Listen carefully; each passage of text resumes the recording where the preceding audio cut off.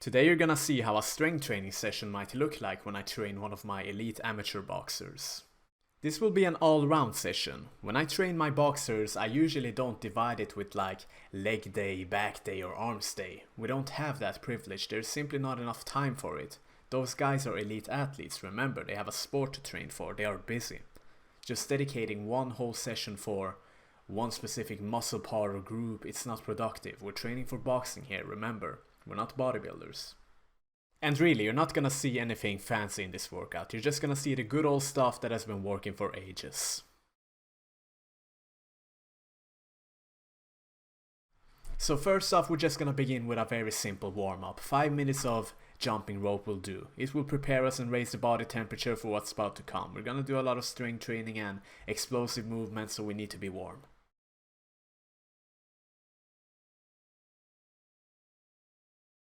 After the warm-up, we're gonna begin with some jumping quarter squats, and those are explosive exercises, so they have to be prioritized first in the workout.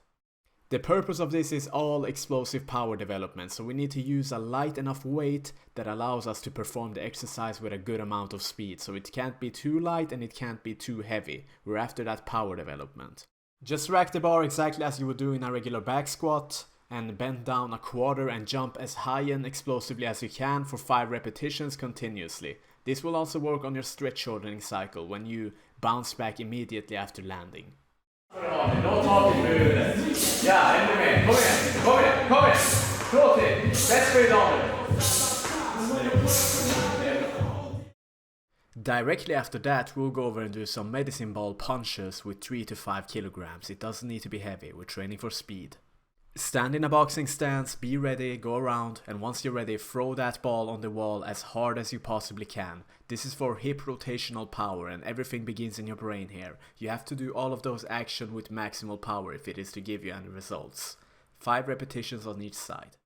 Think exactly as you would do with a cross in boxing. Transfer weight from your rear leg to your front leg and throw it as hard as you can, rotate your hips and tighten your core. So once we have done the jumping squats and the medicine ball exercise, we have done 1 set. We have 2 sets to go, same thing. We will rest for about 3 to 4 minutes. Det här är en knockout punch. Tänk att det är runt på 2 sekunder. Ja! Kom igen. Grovt steg. 2 till. Stretch shortening, använd den. Bra, en till, kom igen. Allt bra. Bra. Där ja. Skifta vikterna.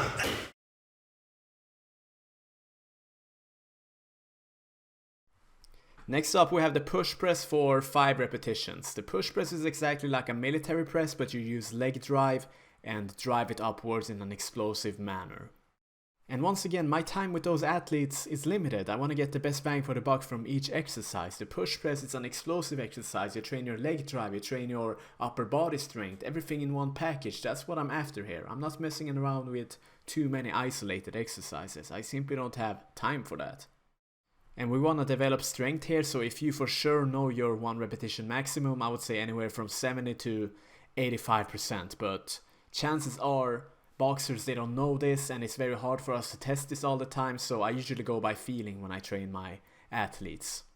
It needs to be a challenging weight for an adaptation to happen, but it can't be too challenging, and likewise it can't be too easy either, because then an adaptation will not happen either. Unrack the weight exactly as you would do with a front squat. Let your body do the work, let it rest on your body. Don't hold it with your wrist only, because that will be very taxing and it's dangerous. And dip down slightly in a straight line and push off with your leg, get up with your toes and keep pushing up. This is an explosive exercise. And it will require some mobility from you, and there are substitutes if you don't have this, but that is for another video. Do this for 3 sets. Bra. Allt vad du har.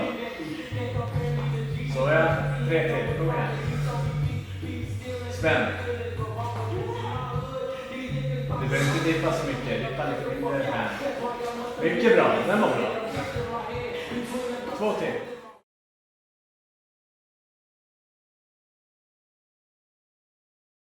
Next up, we have the king of all leg exercises, the good old back squat.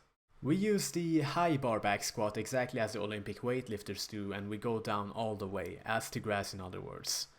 If we can do that, if you can do that, there's really no compelling reason not to, because you involve more muscle groups and you work on your ankle mobility, which can be beneficial for injury prevention as well.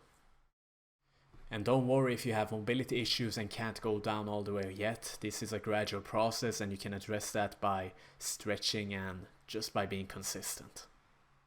And notice that we put weight plates under the heels before doing the back squat, and the purpose of this is that you will maintain your balance much easier when performing the squats, especially when going down all the way. Ideally you should have weightlifting shoes, but my athlete didn't have them today, so we did a substitute. You can do this instead. So unrack the bar on your traps, get your balance, take a deep breath, tighten your core, chest forward, and go down with control, with the weight on your middle feet. Down with control and up with speed and power. Even though this is a strength exercise, we still want to go up as fast and powerfully as we can, because then we also train our intention to produce fast and powerful movements. 5 repetitions. And once again, we're training for maximal strength now, so use a weight that is challenging. It needs to be heavy, but not too challenging. We don't want to overwork ourselves or get injured. Now once again, I don't have a reliable 1 repetition maximum with this boxer here. If I would have, it would be anywhere from 70 to 85%. But now we just go by intuition, and this felt like an appropriate weight for this day. Kontroll hastighet. Bra. Tryck ner marken och gå upp. Upp med hastighet. Det till. Ännu snabbare. Och så hastighet. Där, bra. Det är kontroll och så efter studset vänd. En till. Bästa idag. Det är sista idag. And directly after the back squats, we'll go over to the box jumps and do 5 repetitions. The reason we do them directly after is because we want to use the post potentiation activation, and the basic idea behind that is that whenever you perform a heavy compound strength exercise like the back squat, your body is very open to explosive type of plyometric movements. And with that said, some studies suggest that when we combine compound strength training with plyometric movements like this, we get superior results, and that's what we're testing out here right now and see what it gives us. Now once again, to do an effective box jump you need to use intention, powerful intentions, otherwise your brain is not going to get trained to produce fast movements.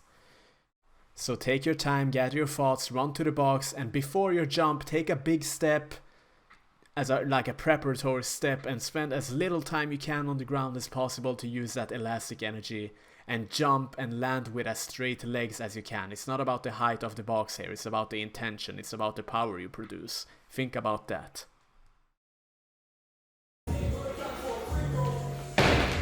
Bra.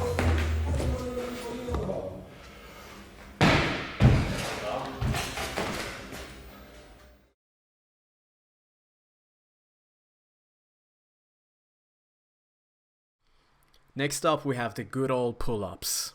When you do any pushing motion, you use your anterior muscles. It needs to have its antagonist musculature as well, and this is what pulling motions are for. It builds up your back and it stabilizes all of those pushing motions, so you can't overlook this area. It's important too, otherwise injuries and stuff will come to the picture as well. Use the whole range of motion. Go down all the way and up with the chin above the bar, because then you will also work on your flexibility, and try not to use your legs at all. We went for 3 sets of 10 repetitions today. You can even go above that if you can. You can use weights if you want. It's not that complicated. It's not written in stone. You just want to have a healthy back, a strong back. That's it.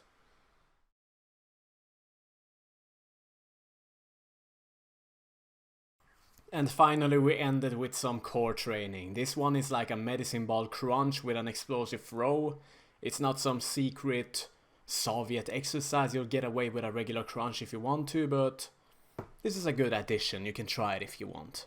We did 20 repetitions on this one, and having a strong core, it's foundational to, I would say, almost all movements, most movements. Core, it's the center of your body. You need a strong core. You need to be able to absorb punches and tighten your core at appropriate moments as a boxer. It's of huge value as a boxer, a strong core. Don't overlook this area. And directly after that we supersetted it with some Russian twists, 20 reps on each side. And we repeated this cycle for 2 more sets, so 3 total. This is a simple core circuit or format you can do at the end of each training session, or you can choose the core exercises yourself. It's not really that significant, the differences.